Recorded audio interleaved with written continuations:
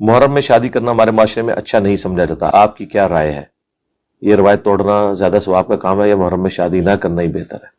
اس کے حوالے سے جو یہ اویس قادری صاحب نے پچھلی دفعہ جو یہ حرکت ارشاد فرمائی تھی، تو میری ویڈیو آ چکی ہے، رپلائی ٹو اویس قادری اور حضرت معاویہ رضی اللہ تعالیٰ عنہ. اس میں انہوں نے بھی اپنی بچی کا نکاح والا معاملہ کیا تھا محرم کے اندر، تو اس پہ میں نے اپنی ورڈک دے دی تھی. میرے نزدیک تو کوئی ایسی حرکت نہیں کرنی چاہیے جس کی وجہ سے مسلمانوں میں فتنہ کھڑا ہو، اور اس میں ایک حرکت یہ بھی شامل ہے. اس حوالے سے بخاری مسلم میں حدیث ہے، عائشہ اگر تیری قوم نئی نئی جہالیت سے نہ پھری ہوتی تو میں خانہ کعبے میں جو حتیم ایسے توڑوا کے کعبے میں داخل کر دیتا. حضرت ابراہیم کی بنیادوں کے اوپر. محرم میں شادی کرنے کو جو لوگ کنڈیم کرتے ہیں نا، وہ بھی یہ نہیں کہتے کہ محرم میں شادی کرنا حرام ہے، یہ صرف اخلاقاً وہ آپ سے ڈیمانڈ کر رہے ہوتے ہیں. اگر آپ کے گھر میں میت پڑی ہوئی ہو تو شادی کیا آپ ڈیلے نہیں کرتے؟ بعض اوقات ایک ایک مہینہ ڈیلے ہو جاتی، وہاں تو کوئی نہیں کہتا جی سوگ تو 3 دن ہے، چوتھے دن پھر بیاہ رکھ لو. کہتے ہیں نہیں یار حالت نہیں ایسی، کہتے ہیں نا.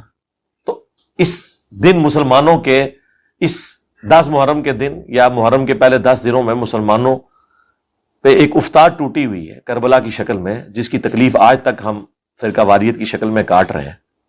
خام خواہ اس طرح کے معاملات کو لے کے چلنا، اور اس کو سپورٹیو میں وہ حدیث بیان کروں گا بخاری کی کہ واشی تیرا اسلام تو قبول ہے لیکن اپنی شکل مجھے نہیں دکھانی. یہ وہ شخص کہہ رہا ہے جو حریص علیکم بالمؤمنین رؤوف الرحیم ہے، وہ بھی اپنے جذبات پہ اس حوالے سے قابو نہیں رکھ پا رہے کہ تو نے حمزہ کو قتل کیا، اگرچہ تو مسلمان ہو گیا، تیرا گناہ بھی معاف ہے، لیکن مجھے شکل نہیں دکھانی، مجھے اپنا چچا یاد آتا ہے. اب اسے کوئی کہے گا کہ بغض واشی تھا حضور کے دل میں، بغض واشی ہوتا تو حضور بدلہ لیتے. ہاں دل میں غم حمزہ تھا، وہ غم تو قیامت تک جاری رہے گا. غم حسین ختم نہیں ہوگا، وہ جاری رہے گا. باقی ہمیں ان ایکٹیویٹیز سے اختلاف ہے نا، جھولے نکالنے سے، گھوڑے کے نیچے گزرنے سے، اور چھریاں اور ماتم، یہ سب بدعات ہیں، اس کو تو ہم ہمیشہ کنڈیم کرتے ہیں. لیکن آپ اس طرح کی ایکٹیویٹی پرفارم کریں جس کی وجہ سے مسلمانوں کا دل دکھے. اپنی تو ان کی حالت یہ ہے، یہ کہتے ہیں جی 22 رجب کے کنڈے نہ کریں، یہ حضرت معاویہ کی موت کا دن ہے اور شیعہ اسے خوشی کے طور پر مناتے ہیں. حالانکہ شیعہ کا کوئی مسئلہ لینا دینا ہی نہیں ہے حضرت معاویہ کی ڈیتھ کے ساتھ، وہ حضرت امام جعفر کے ساتھ اسے منسوب کرتے ہیں. لیکن وہ کہانی ہر ایک کو کرائی گئی ہے، جس طرح انہیں کہانی کرائی گئی ہے کہ یہ چوتھے خلیفہ کو نہیں مانتے، اور چوتھے خلیفہ نو جڑے نہیں سن مندے نا انہوں تو اسی آج تک چنگا نہیں سمجھتے. ٹھیک ہے،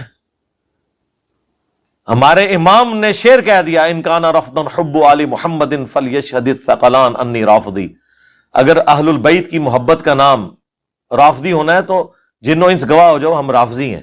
امام شافعی نے یہ شعر کہہ دیا، تو وہ چوتھے خلیفہ کی محبت میں ہی کہا ہوا ہے نا، اہل البیت کی محبت میں ہی کہا ہوا ہے نا علیہم السلام.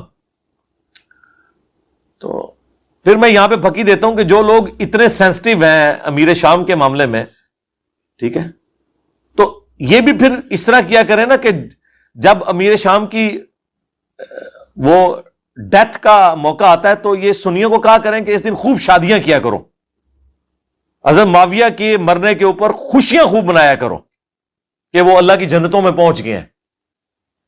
یہ کریں گے